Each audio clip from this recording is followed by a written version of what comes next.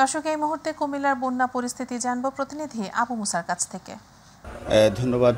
আসলে আমরা আছি এই মুহূর্তে কুমিল্লার বুড়িচং উপজেলার যেই বন্যা কবলিত এলাকা, বন্যা দুর্গত এলাকার একটি আশ্রয়ণ প্রকল্পে। আপনারা দেখছেন এখানে আসলে পানিবন্দী যে সমস্ত মানুষ ছিল, এই পানিবন্দী মানুষগুলোর কিছু মানুষ এসে কিন্তু এই আশ্রয়ণ প্রকল্পটিতে আশ্রয় নিয়েছেন। আমরা আপনাদেরকে একটু দেখাতে চাই এবং আপনাদেরকে কিছু তথ্য দিতে চাই। আসলে দিনভর কিন্তু সাধারণ মানুষকে কিংবা বন্যায় যেই প্লাবিত অঞ্চলগুলো থেকে কিন্তু বেশ কিছু মানুষকে উদ্ধারের জন্য বিভিন্ন স্বেচ্ছাসেবী সংগঠনের থেকে চেষ্টা করা হয়েছে এবং তাদের মধ্য থেকে বেশ কিছু মানুষকে উদ্ধার করতে আমরা দেখেছি।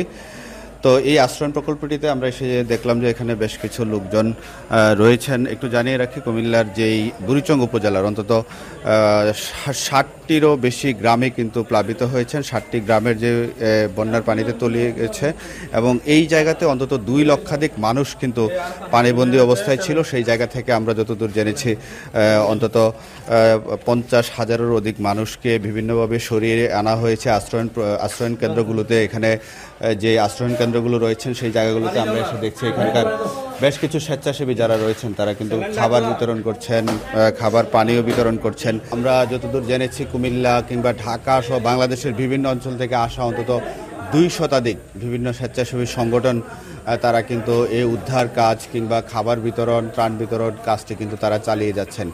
তো এই ছিল কুমিল্লার বুড়িচং উপজেলার বন্যার এখনকার সর্বশেষ অবস্থা।